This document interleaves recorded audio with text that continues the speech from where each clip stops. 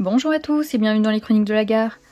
Aujourd'hui on se retrouve pour faire un petit tag, donc il s'agit du tag de Lilise, le seul et l'unique.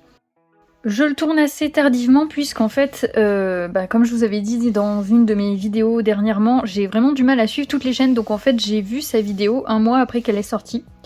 Donc super, voilà, je regarde tout, mais il me faut le temps de me mettre à jour. Donc j'ai noté les petites questions, j'ai noté aussi les idées de réponse que j'avais au moment de voir sa vidéo. Comme ça, je suis sûre de rien oublier. Et pendant que je fais ce tag, je vais commencer avec vous la petite beuglante dans le livre des enluminures. Est-ce que ça va passer? Oui. Voilà, le super livre des enluminures que tout le monde a acquis récemment. C'est un duo que je fais avec Charlène. Donc cette fois-ci, je lui ai demandé si je pouvais la nommer. Je vous mettrai son petit compte Insta. Et c'est parti. Donc je vais faire une petite base d'aquarelle. J'espère que ça va le faire et que je vais pas trop me foirer. De toute façon, je vais rattraper au crayon. Et en vrai, il n'y aura pas grand chose à faire dessus puisque j'ai regardé des images de la beuglante et concrètement, juste elle est rouge, le papier est blanc. Je pensais qu'il était un peu couleur vieillie, mais non, il est bien blanc.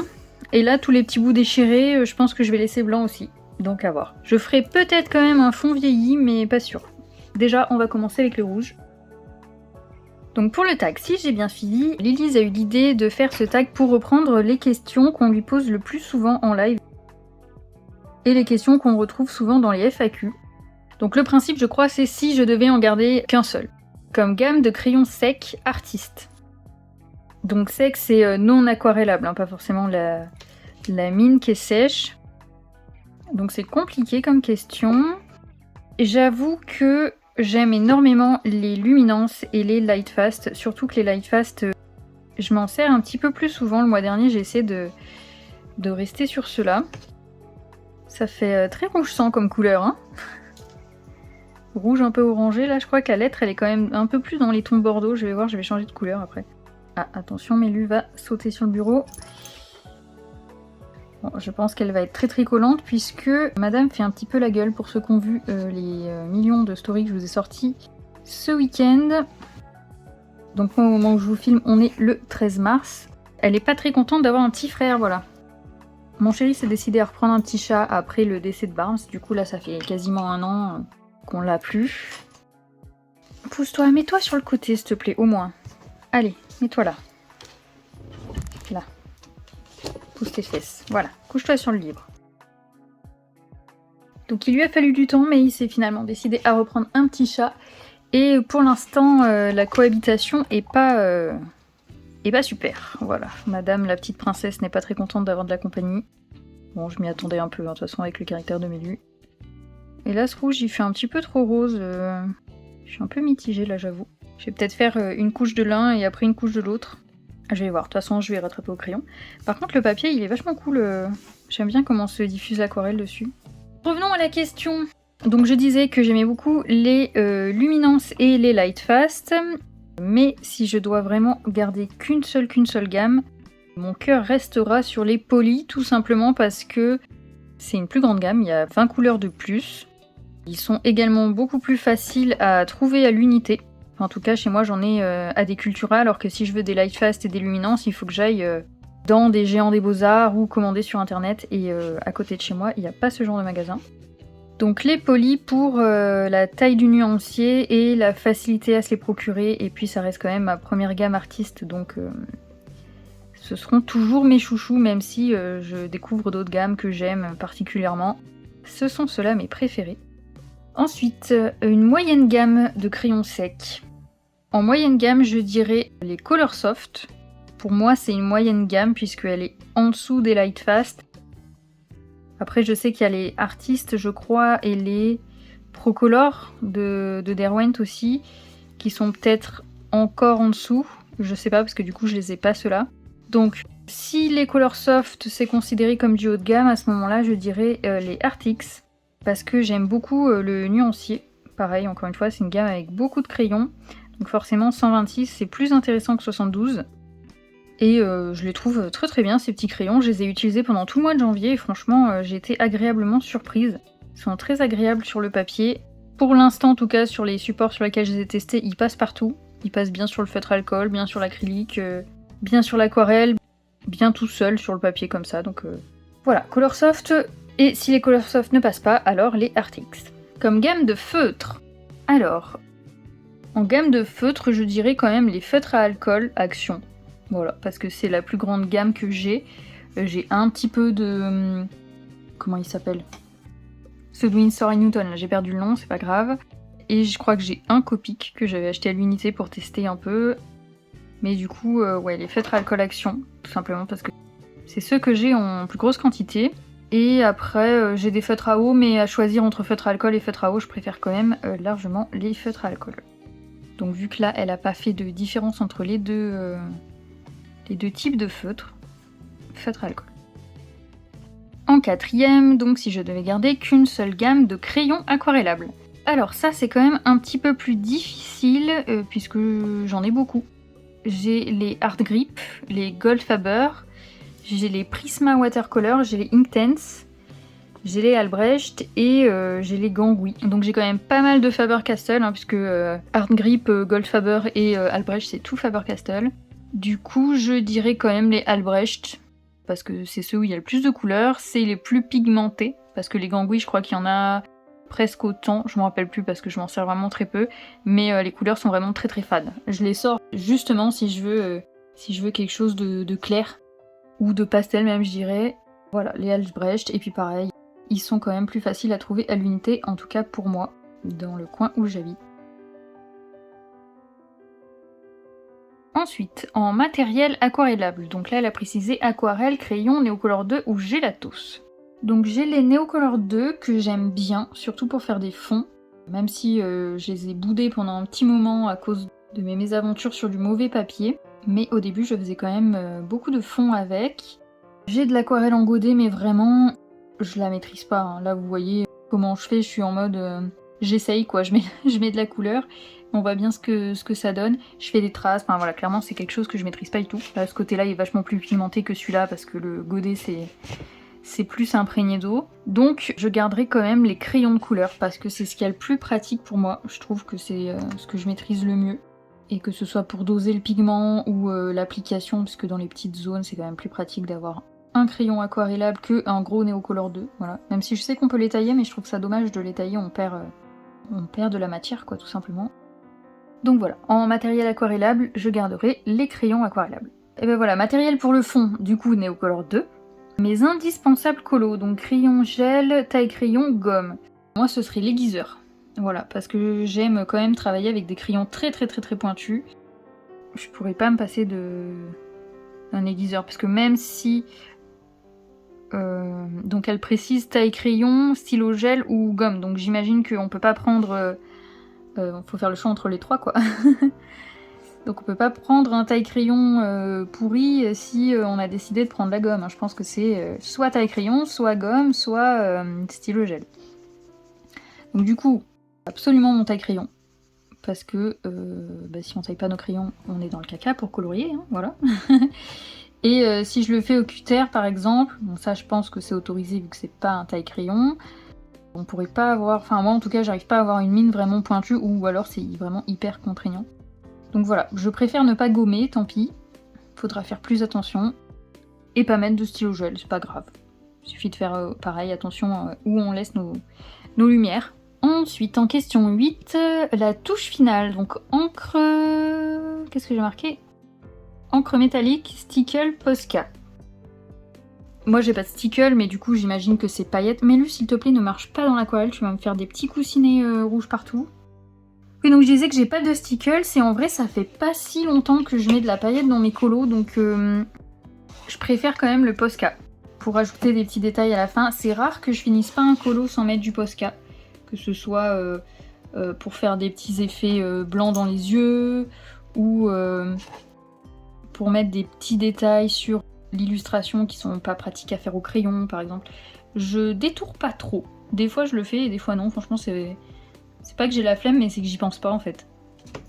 Mais c'est vrai que ça rend quand même plus sympa. Posca pour la touche finale sur les colos. Et puis avec un Posca on peut quand même faire un effet paillette, hein. On fait des petits points, des petites étoiles et ça fonctionne. Ça donne l'illusion de la paillette.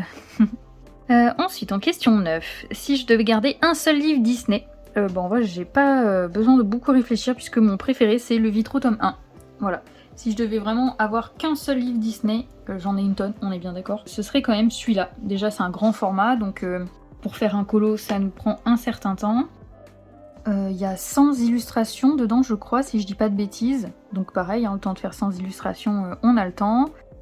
Quand je fais du Disney, j'avoue que c'est principalement pour la détente parce que j'ai pas à me prendre la tête sur réfléchir à mes couleurs, sur faire des effets un peu travaillés. En général, Disney c'est vraiment pour la détente. Après, oui, si j'ai envie de faire un effet doré ou un truc comme ça, je vais peut-être me tracasser un peu plus, mais je me prends moins la tête que sur un colo classique. Si on peut dire que je me prends la tête, parce qu'en vrai, pour moi ça reste de la détente. Hein. C'est rare que je me prenne la tête, ouais, j'ai pas d'autres mots, sur un coloriage. Donc Le Vitro tome 1, que je fais tout à l'aquarelle, qui est vraiment le livre détente au maximum pour moi. D'ailleurs, j'en ai pas fait beaucoup l'année dernière. Et cette année, avec mes objectifs là qui me prennent plein de temps, je sais pas si je vais avoir le temps d'en faire un. Peut-être que j'en glisserai quand même un de ces 4. Mais lui, je ne vois plus mes questions, chouchounette. Ensuite, la question... Ça va pas tenir, évidemment. Voilà. Donc ensuite, la question 10. Livre hors Disney, portrait. J'ai pas trop de livres qui soient axés portrait. Si, il y a le livre japonais là, le Flower and Sweet Girl. Mais du coup, c'est pas proprement parler des portraits parce que les filles sont... Ouais, je crois qu'il y en a de 3/4. Il y en a qui sont en pied aussi.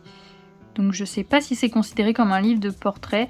Et sinon, oui, alors à ce compte-là, les sets de Mario Labudek, j'en ai 2, de 6 illustrations que j'avais acheté au début et j'ai toujours pas colorié dedans. D'ailleurs avec Lilise on a dit qu'il faudrait qu'on se fasse un petit duo dedans et je sais vraiment pas pourquoi je les colorie pas alors que je les adore. Mon chéri me les a tous imprimés depuis le début sur du bon papier. Il me semble que c'est du bon papier, ouais. J'ai pas d'excuses, hein. Je sais vraiment pas pourquoi je vais pas faire ces colos. J'y pense pas, je fais autre chose. Pourtant j'admire vraiment cette illustratrice, hein. Si je pouvais savoir dessiner comme elle, vraiment ce serait... un de mes objectifs de dessin, quoi, clairement. Ensuite, on est à la moitié. On passe à la question 11. Livre hors Disney non portrait. Bon, bah là, du coup, c'est forcément du Kirby ou du Kanako. Et pour en choisir un seul, je vais quand même dire du Kirby avec le World Within World. Voilà, j'aime beaucoup cette manière de voir les colos quand ils mélangent justement 2 univers ou un animal avec... là par exemple je pense à une des illustrations qui est dedans, où c'est un lapin et dans le lapin il y a le terrier du lapin. Je trouve ça génial, voilà, comme idée, ça me plaît beaucoup. Je trouve ça très rigolo. Donc voilà, un seul livre non portrait, ce serait le World Within World. Donc si je devais choisir qu'un seul illustrateur, j'ai choisi Kirby avant, donc ce sera Kirby. On dirait que c'est facile de choisir comme ça, hein, mais... J'aime beaucoup plein d'autres illustrateurs, hein, c'est juste que voilà. Je joue le jeu, il faut en choisir qu'un seul. Et en vrai, à chaque fois que je me torture l'esprit sur des tags ou sur des questions qu'on me pose comme ça, c'est toujours lui qui revient. Donc si on se rend l'évidence, c'est toujours Kirby, le préféré. Ensuite, en question 13, un type de colo. Donc mystère, Disney, portrait ou détaillé. Le mystère et le Disney, c'est vraiment en mode détente à 100%. Donc si je devais vraiment garder qu'un seul type de colo, forcément, ce serait le détaillé. Voilà, quitte à l'appréhender autrement, peut-être, en mode tiens, aujourd'hui je fais qu'un seul élément, ou voilà, parce que moi souvent quand je fais un colo, je me mets pas d'objectif dans la journée, je me dis pas aujourd'hui je fais toutes, j'en sais rien moi, toutes les citrouilles, et puis demain je ferai ça, non, je colorie jusqu'à ce que j'en ai marre, et voilà. Mais du coup, si je devais garder que des colos détaillés, je pense qu'il faudrait quand même que je change ma manière de voir le colo. Et du coup, pour les prendre de manière plus détente, peut-être faire comme ça. Je m'étends vachement, hein, voilà. Je vous fais pas de vlog, mais du coup, vous avez des mini-vlogs à chaque vidéo, quoi. Du coup, colo détaillé. Et puis de toute façon, on revient aux 2 questions précédentes. Si je préfère Kirby, forcément, lui, il fait pas dans la simplicité, hein. Même si les tout premiers Kirby, même s'il y a plein de doodles, en vrai, c'est facile, c'est des tout petits éléments à faire. Il reste quand même simple, mais le reste, c'est quand même assez détaillé. Je me perds un peu dans ce que je dis, hein. J'ai pas beaucoup de sommeil à cause du petit chat qui m'a embêté toute la nuit. Donc désolée si je me répète ou si mes phrases sont pas très claires, je fais de mon mieux. Je vais reprendre un petit peu de café, voilà, je serai un peu plus réveillée. Donc on en est à la question 14, donc si je devais garder qu'un seul matériel plus un livre sur ma wishlist. Alors ce serait les pannes pastel, parce que j'ai toujours pas eu l'occasion de tester et j'avoue que c'est un matériel qui m'attire vachement, mais c'est beaucoup trop cher, voilà. Franchement, bravo aux filles qui se les offrent parce que, ouais, je sais pas, moi je suis vraiment freinée par le prix. Alors c'est clair que vu la quantité qu'il y a dans le pot et vu la quantité qu'on met sur le papier, il y en a pour un moment, hein. Donc je comprends qu'ils mettent un certain prix sur leurs produits. Mais ça me freine parce que pour les tester, j'aimerais bien avoir plusieurs couleurs, histoire de pouvoir faire un bon dégradé ou quelque chose comme ça. C'est tout de suite un budget, quoi. Quand on est allé à Nice, là, qu'on a fait les boutiques, il y en avait qui étaient vendus à l'unité, et j'ai regardé pour prendre un petit lot, mais c'était direct 50 balles pour 5 couleurs, ou peut-être 4 couleurs, je sais pas, mais vraiment c'était... Enfin pour moi c'est super cher, quoi. Moi, je vous dis ça alors que j'ai des boîtes de crayons à 300 balles, hein, mais voilà. Je me dis, si j'aime pas, je serais dégoûtée d'avoir mis autant de sous dedans. Et si ça me plaît, je vais être frustrée d'avoir que très peu de couleurs. Vous voyez, par exemple, si je veux faire un ciel avec, il faudrait, je sais pas, au moins 2 bleus, un foncé et un peu plus clair, et je sais pas si ça existe, un blanc pour dégrader, et faire un effet un peu sympa. Mais du coup, si j'achète de quoi faire ça, ça veut dire que je peux vraiment faire que des ciels, quoi. Il n'y a pas de budget pour faire autre chose. Ça reste quand même un matériel que j'aimerais bien tenter, donc ça resterait dans ma wishlist. Et en livre, ben ce serait le Alien de Kirby en marabout. Voilà. Je sais pas quand est-ce qu'il sort en marabout, ça fait un moment que j'ai pas regardé. J'ai regardé le mois dernier et on n'avait pas l'info. Donc ça à la limite c'est pas grave, hein, je me le prendrai l'année prochaine. J'ai encore de quoi faire, hein, je suis pas en manque de livres donc ça va. Ensuite, question 15. Si je devais garder qu'un seul endroit pour colorier. Alors à l'heure actuelle, je fais mes vidéos dans mon bureau, puisque j'ai une pièce attitrée pour ça et que mon chéri m'avait offert des lumières pour que je vire de la table du salon, hein, parce que je faisais toutes mes vidéos dans le salon. Mais en vrai, je colorie tout le temps dans mon canapé, parce que c'est le lieu de vie, il y a les chiens. Le soir, il y a mon chéri, donc même si on regarde des films, eh ben, je colorie en même temps. Parce qu'en vrai, moi, si je regarde un film et que je fais rien en même temps, je m'endors. Donc voilà, il faut que je m'occupe. Quand on regarde un film, je colorie. Les après-midi, ben, je suis tranquille dans mon canapé avec mes petits chiens. Et je trouve ça quand même plus sympa d'être là-bas avec eux que toute seule dans mon bureau. Donc là, pour filmer, ça va, ça me dérange pas d'être là. Mais du coup, ils sont tout seuls, quoi. Alors, généralement, j'en ai un qui m'observe devant le portail, là, petit portillon qui les sépare du reste de la maison. Donc ouais, j'aime bien mon bureau quand même pour le confort de faire les vidéos. Là c'est bien, j'ai mes lumières, j'ai la place, c'est là que sont rangés tous mes bouquins et tout. Mais je colorie quand même plus souvent dans mon canapé, donc si je devais garder qu'un seul endroit, ce serait le canapé, au grand désespoir de mon chéri, puisque j'en fous partout, voilà. Je mets toutes mes boîtes de crayons dans mon canapé, je mets tous mes feutres à côté, je mets les livres dans le canapé aussi. Donc ça va qu'on a chacun son canapé parce que sinon il aurait pas de place. Voilà. Alors, je me concentre 2 minutes pour attraper ma connerie là. J'aime beaucoup ce papier avec l'aquarelle, hein, il boit pas tout de suite, du coup j'ai mis du rouge à côté et franchement il s'enlève tranquille quoi. Il a pas du tout bu encore. Bon par contre c'est un peu plus loin à sécher. Là c'est pas encore sec. Là oui. Le milieu, oui, il faudra que je remette une couche encore parce qu'on voit la différence de rouge. Et finalement, je vais quand même rester sur ce rouge-là puisque après plusieurs couches, il fait moins rose et au pire, je compenserai avec le crayon. Ensuite, en question 16, le moment de la journée. Après-midi ou soir, parce que de toute façon, c'est là que je colorie en général. Peu m'importe, en vrai, je m'en fiche, juste pas le matin parce que le matin, je dors. Ou alors, je suis au travail, voilà. Mais ouais, j'ai pas de préférence. Bah là, l'après-midi, je suis à la maison, donc je colorie l'après-midi. Mais en vrai, quand je travaillais et que je finissais tard, c'était plutôt le soir. Après, moi, ça me dérange pas. Lumière artificielle pour colorier, c'est pas un problème. Donc après-midi ou soir, peu importe. Choisissez. Ensuite, en question 17, quelque chose que tu fais pendant le colo. Donc je crois que la question c'était pour savoir si on regardait une série, si on était dans le silence ou ces trucs-là. Alors, quand je tourne, forcément je suis dans le silence. Avant, quand je faisais des speed coloring, je me mettais éventuellement des vidéos en même temps sur mon PC, mais là avec le secrétaire, j'ai pas la place de mettre mon PC là. En vrai, vous avez toujours pas le room tour parce que c'est le merdier, voilà, concrètement. Il y en a partout, j'arrive pas à m'organiser. J'ai trop de choses, hein, clairement. Donc il n'y a pas la place de mettre un PC avec la disposition du bureau maintenant. Mais sinon, quand je suis dans mon canapé, ouais, je regarde des séries. même si je le faisais de moins en moins, mais là c'est revenu, je recommence à regarder des séries. Écouter de la musique, c'est rare. J'aime énormément écouter de la musique, mais j'y pense plus. Avant j'écoutais de la musique tout le temps, là je faisais partie des ados là qui avaient les MP3 collés aux oreilles H24, j'avais tout le temps un casque sur les oreilles, que ce soit dans le bus, dans la rue, pendant mes cours si j'avais 5 minutes de pause, j'avais le casque sur les oreilles, mais c'est quelque chose que j'ai perdu. Même avant, pour m'endormir, hein, j'écoutais la musique. Et maintenant, j'écoute exclusivement dans ma voiture. Voilà. Pendant les trajets pour aller au boulot.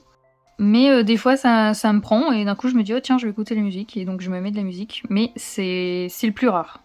C'est la chose la plus rare que je fais pendant le colo. Sinon, je regarde les vidéos des copines. Hein, parce que j'ai vraiment du mal à tout suivre. Donc, les vidéos colo. Et souvent, d'ailleurs, quand j'ai la flemme de colorier ou j'ai pas très envie ou voilà, je me mets une vidéo colo parce que ça motive. Je vois quelqu'un colorier, ça me donne envie de colorier aussi. Et sinon, dans le silence.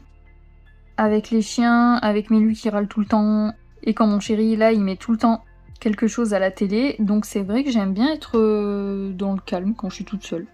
Donc souvent je suis dans le silence, ouais. Donc si je devais choisir plus qu'une seule activité pendant le colo, je dirais quand même de regarder les vidéos des copines. Voilà. Au moins j'avancerai. Parce que je suis tellement de monde maintenant que c'est compliqué d'être à jour. J'ai quasiment un mois et demi de retard sur certaines chaînes. Donc j'ai encore mis 3 heures pour répondre à une question. Et donc en numéro 18, les carnets colo. En vrai maintenant j'en ai plein des carnets colo. Avant j'en avais pas tant que ça.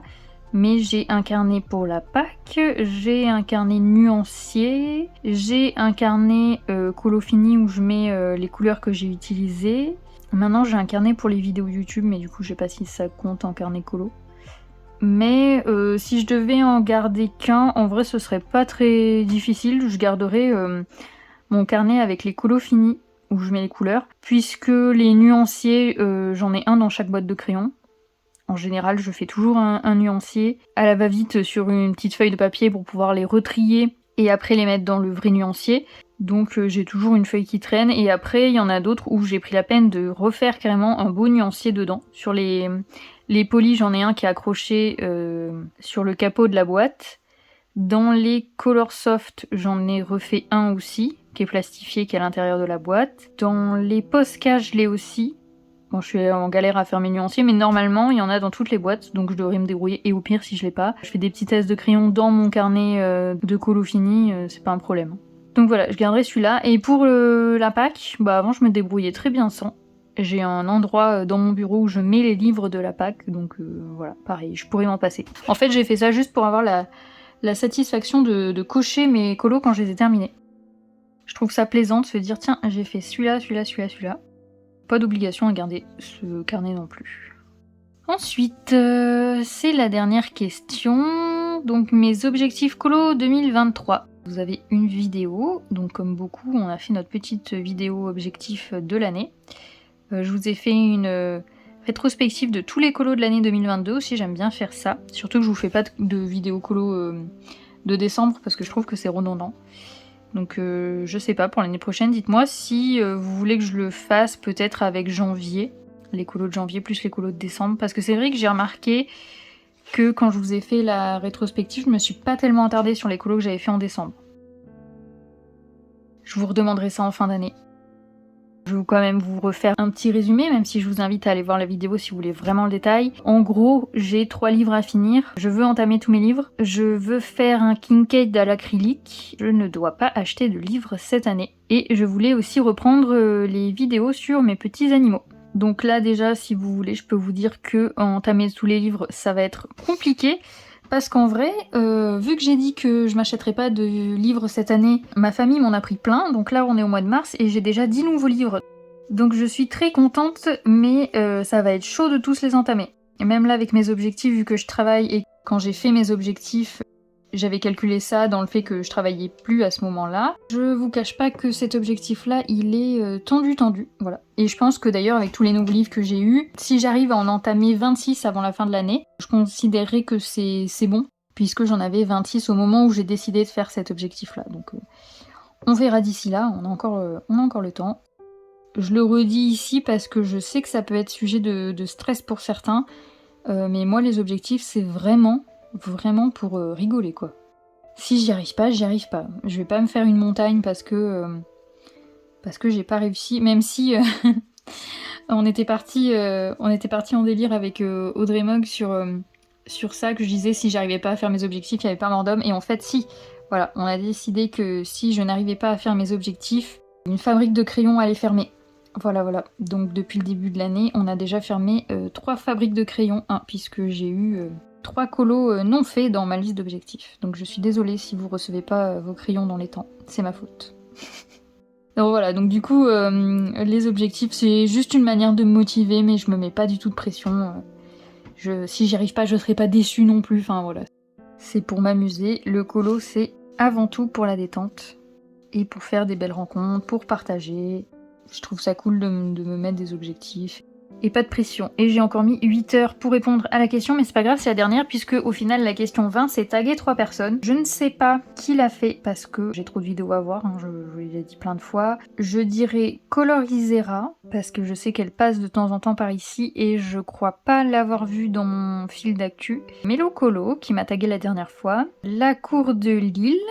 Et malheureusement je peux pas taguer Lilise comme je fais d'habitude puisque c'est son tag. Je peux pas taguer Panoramix parce que elle, je sais qu'elle a déjà fait. Et en plus elle avait tagué Plim, donc voilà, tous les gens que je tag d'habitude sont déjà pris.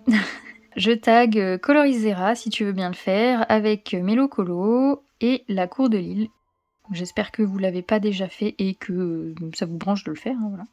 Pas d'obligation comme d'habitude, on est là pour s'amuser. Vous avez rien vu de très intéressant dans cette vidéo, voilà, j'ai juste mis mon aquarelle. Dites-moi sur la prochaine vidéo, j'hésite entre vous faire ma vidéo avis sur les RTX ou je vous fais le haul des cadeaux de Noël en retard, Saint-Valentin et mon anniversaire. Mais en fait, vu que à chaque fois mes 15 premiers jours du mois sont pris par l'écolo terminé et la Pâques, vous allez avoir ce tag quasiment à la fin du mois, et je crois qu'il restera juste un week-end. Et en fait, la semaine d'après, c'est notre anniversaire de mariage, donc ça veut dire que je vais encore avoir des cadeaux. Genre la fille, on dirait qu'elle se plaint. Non mais je veux dire que du coup, est-ce que c'est pas mieux que je vous mette ça tout dans le même haul, au lieu de vous le sortir là à la fin du mois et de vous refaire un mini haul peut-être que pour un truc le mois d'après, parce que je sais pas ce que je vais avoir. Je sais que mon chéri il m'a gâté comme d'habitude, mais je sais absolument pas ce qu'il y a dedans. Donc voilà, dites-moi si vous préférez donc l'avis de crayon RTX, le haul en sachant que du coup il faudrait que je vous refasse un petit haul plus tard, ou si vous préférez avoir vraiment un très très gros haul avec tous les cadeaux réunis.